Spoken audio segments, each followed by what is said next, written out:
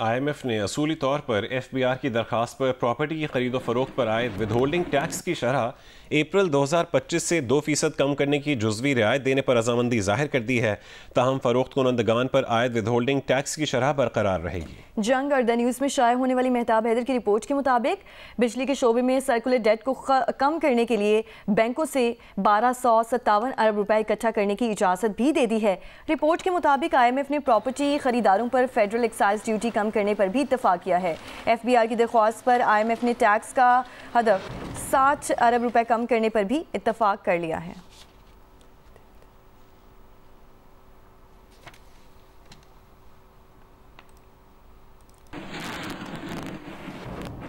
पाकिस्तान तहरीक इंसाफ ने military establishment के साथ महाजराई की सियासत खत्म और जेल में कैदबानी चेयरमैन के लिए रिलीफ हासिल करने के लिए अपोजिशन में बैठे अपने इत्तेहादियों से मुख्तलिफ ऑप्शंस पर बात शुरू कर दी है। एडिटर इन्वेस्टिगेशन जंग द न्यूज़ अंसार अब्बासी की रिपोर्ट के मुताबिक अपोजिशन इत्तेहाद के रहनुमाओं को कहा गया है कि बानी PTI को कायल करें कि माहौल ठंडा करने में अपना किरदार अदा करें। सोशल मीडिया पर जारहाना कार्रवाइयाँ रोकने और दहशत गर्दी के खिलाफ हर मुमकिन सहूलत फराहम करने की कोशिश करें। रिपोर्ट के मुताबिक बैरिस्टर गौहर अली खान ने कहा है कि पार्टी अपने इत्तेहादियों से मुख्तलिफ ऑप्शंस पर बात कर रही है। ताहम उन्होंने कहा है कि वो मीडिया पर इस बातचीत की तफसीलात नहीं बता सकते।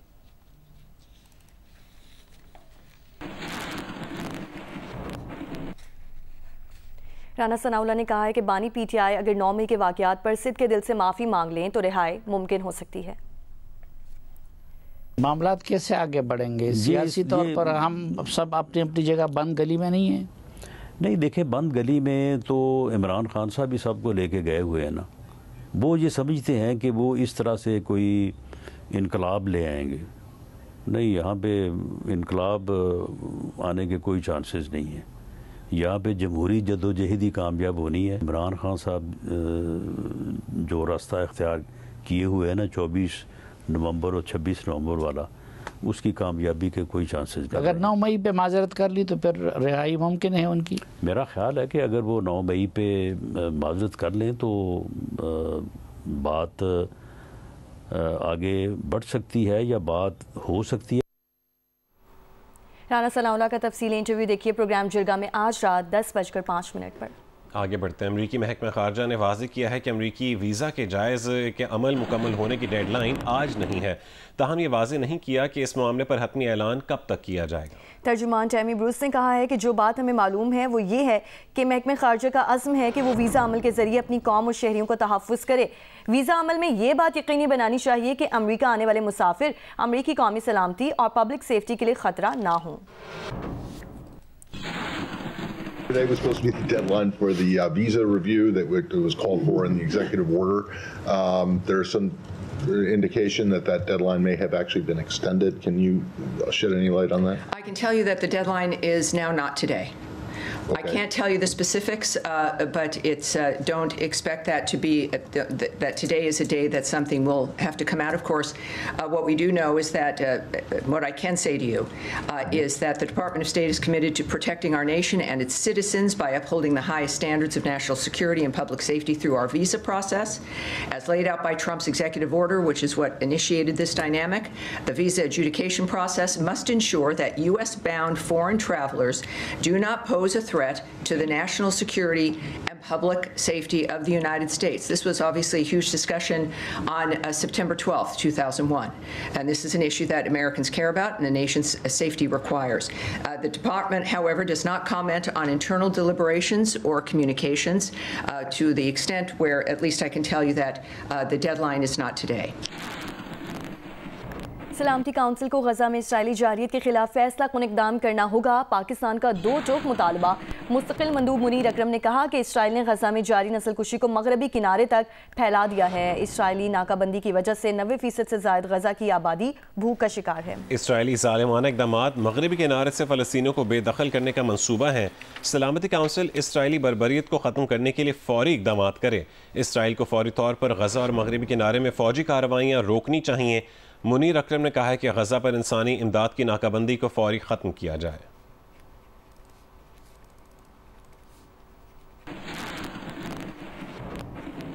यहाँ आपको खबर दी, ईद के दिनों में तमाम एक्सप्रेस मुसाफिर ट्रेनों और इंटरसिटी ट्रेनों में तमाम क्लासेस की किरायों में कमी करने का ऐलान कर दिया गया है। नौशीन यूसुफ हमारे साथ मौजूद हैं। नौशीन, बताइए किरायों में कितनी कमी का ऐलान किया गया है? जी, पाकिस्तान रेलवे ने ईद पर किरायों में 20% कमी करने का ऐलान किया है और किरायों में कमी का इतलाक तमाम मेल, एक्सप्रेस और इंटरसिटी मुसाफिर ट्रेनों पर होगा। किरायों में कमी का इतलाक ईद के तीनों दिनों की बुकिंग पर होगा। किरायों में ईद का जो कमी है इसका इतलाक ईद की स्पेशल ट्रेनों पर अलबत्ता नहीं होगा। पाकिस्तान रेलवे की जानिब से किरायों में इस कमी का जो नोटिफिकेशन है वो जारी कर दिया गया है। जी शुक्रिया नौशीन अपडेट करने के लिए।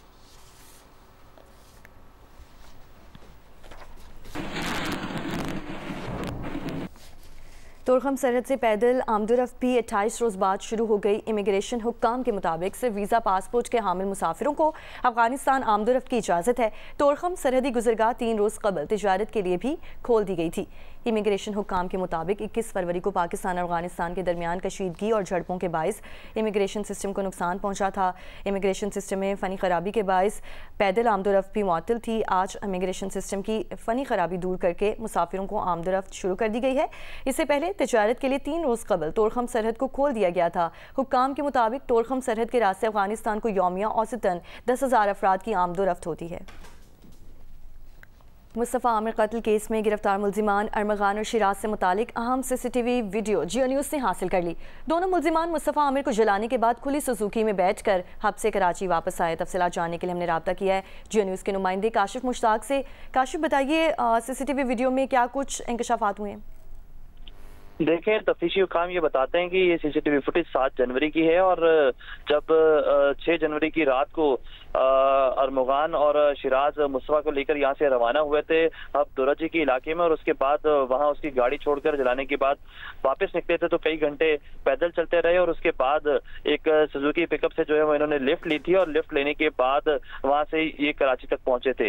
ये लिफ्ट जो है वो हब के इलाके से ली गई थी और इसकी जो CCTV फुटेज है वो हमदर्द चौकी के करीब की सामने आई है, नॉर्दर्न बाईपास की। और इस CCTV फुटेज में भी देखा जा सकता है कि दोनों एक पिकअप गाड़ी के पीछे साइड पर जो है वो बैठे हुए हैं और यहाँ से गुजर रहे हैं। यहाँ से गुजरने के बाद ये 4K चौरंगी पहुंचते हैं और वहां से ऑनलाइन टैक्सी करवाते हैं और टैक्सी करवा कर जो है वो डिफेंस के इलाके खयाबान मोमिन में अरमगान के घर पर पहुंचते हैं। तो ये तमाम तर तफसीलात जो है वो जारी की गई हैं और इस हवाले से बताया गया है तफ्तीश हुकाम की जानिब से, और इस वाक़े के हवाले से मजीद तहकीकात अब भी जारी हैं और मुख्तलिफ इंकशाफात जो है वो सामने आ रहे हैं। जी बहुत शुक्रिया काशिफ मुश्ताक हमारे साथ मौजूद थे।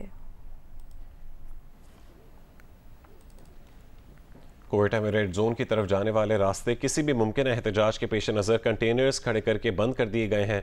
रेड जोन के अतराफ रास्ते बंद होने से शहरियों को मुश्किलात का सामना है। कोयटा में रेड जोन के अतराफ में ईदी चौक, डॉक्टर बानो रोड और ख़त्म नबूवत चौक पर कंटेनर्स लगाए गए हैं। रेड जोन के अतराफ में doctor Bano road, Zarghoon road, Jafar Khan Jamali road बंद होने से ट्रैफिक की रवानी मुतासिर है। रेड जोन के अतराफ रास्ते बंद होने से शहरियों को मुश्किलात का सामना है। पुलिस के मुताबिक रेड जोन के अतराफ में रास्ते किसी भी मुमकिन एहतजाज के पेश नज़र बंद किए गए हैं। रेड जोन में गवर्नर, वज़ीर आला हाउस, सेक्रेटेरिएट और सिविल सेक्रेटेरिएट समेत अहम सरकारी इमारतें और रिहाइश गाहें वाक़ हैं।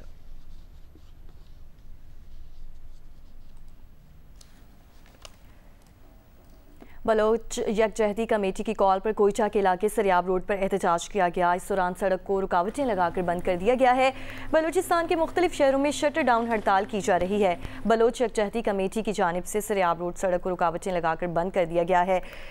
ट्रैफिक की रवानी मअतल होने से शहरियों को मुश्किलात का सामना है। BYC की कॉल पर मस्तोंग, तुरबत, पंचकोर, नौशकी, खुजदार, कल्लात समेत मुख्तलिफ अजला और इलाकों में शटर डाउन हड़ताल की जा रही है।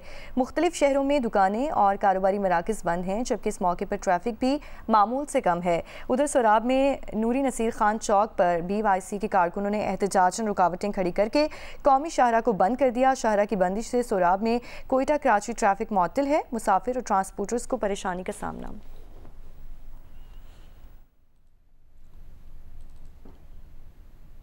यौम शहादत इमाम अली अलैहिस्सलाम पर मुल्क के छोटे बड़े शहरों से जुलूस बरामद हो रहे हैं और मजालिस का भी इनकाद किया गया है। जुलूस और मजालिस अज़ा के लिए सिक्योरिटी के सख्त इंतजाम किए गए हैं।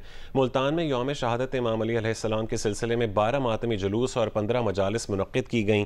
सरगोदा में 51 मजालिस और जुलूसों का इनकाद किया गया। भावलपुर में मातमी जुलूस और मजालिस अज़ा के लिए सिक्योरिटी के लिए 1000 से ज़्यादा पुलिस एहलकार, ऑफिसर्स और वॉलंटियर्स हिफाजती ड्यूटी सर अंजाम दे रहे हैं। हाफिजाबाद में जुलूसों की गुजरगाहों के मुल्का रास्तों को खारदार तारों से सील किया गया है, जबकि नवाब शाह में यौम शहादत इमाम अली अलैहिस्सलाम का मातमी जुलूस इमाम बारगाह हैदरी से बरामद होकर मरकजी इमाम बारगाह मुर्तज़वी पर इख्तिताम पजीर हुआ।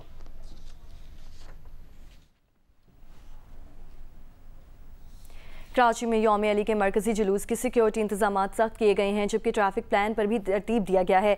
मरकजी जुलूस निश्तर पार्क से बरामद होगा और हुसैनिया ईरानिया इमाम बारगाह खारादर पर इख्तिताम पजीर होगा। मजीद जानेंगे काशिफ मुश्ताक से। आज बिल्कुल यौम अली के मौके पर मरकजी जुलूस जो है वो नशर पार्क से बरामद होगा और हुसैनिया ईरानिया इमाम बारगाह खारादर पर इख्तिताम पजीर होगा। इस हवाले से जो मरकजी जुलूस की गुजरगाहें हैं वो मुकम्मल तौर पर सील कर दी गई हैं और कंटेनर्स लगाकर जो रास्ते हैं वो बंद किए गए हैं और जो आला अफसरान है उनकी जानिब से बताया जा रहा है कि 5000 से जायद पुलिस की नफरी जो है वो जुलूस की गुजरगाहों पर लगाई गई है। इस वक्त हम खुदादाद सिग्नल पर मौजूद हैं और मेरे कैमरामैन अदनान हैदर अगर आपको दिखाए तो यहाँ से ये रोड भी जो है वो पुलिस की जानिब से मुकम्मल तौर पर बंद किया गया है और सिर्फ उन्हीं गाड़ियों को यहाँ से आगे जाने की इजाजत दी जा रही है जिन पर पासिस मौजूद हैं। इस हवाले से बताया जा रहा है कि नशर पार्क से जो जुलूस बरामद होगा उसकी सिक्योरिटी के लिए ना सिर्फ पुलिस बल्कि रेंजर्स की नफरी भी जो है वो तैनात की जाएगी और एतराफ की तमाम तर सड़कों को बंद कर दिया गया है और शहरियों से ये हिदायत जारी की गई है वो मुतबादिल रास्ते इख्तियार करें ताकि किसी भी किस्म की परेशानी से वो बच सकें। जी, कस्टम्स इन्फोर्समेंट ने international container terminal port Qasim Karachi पर कार्रवाई करते हुए अफ्रीका भेजे जाने वाले बरामदी सामान से 2.8 अरब रुपए की 5.6 मिलियन ममनुआ दवा जब्त कर ली है। तर्जुमान कस्टम्स के मुताबिक इस दवा पर कई ममालिक में पाबंदी है और इसकी ज़्यादा मकदार से नशा हासिल किया जा सकता है। दवा को तौलिए की एक बरामदी कंसाइनमेंट जाहिर किया गया था। Consignment NLC containers terminal Karachi से ग्रीन चैनल के तहत रिस्क मैनेजमेंट सिस्टम से क्लियर हो चुका था। एक्सपोर्ट कलेक्टर से क्लियर शुदा कंटेनर को बहरी जहाज पर लोड होने से पहले रोक कर स्कैनिंग की गई। कस्टम्स एक्ट के तहत मुकदमा दर्ज करके मुल्ज़िमान की गिरफ्तारी की कोशिशें की जा रही हैं।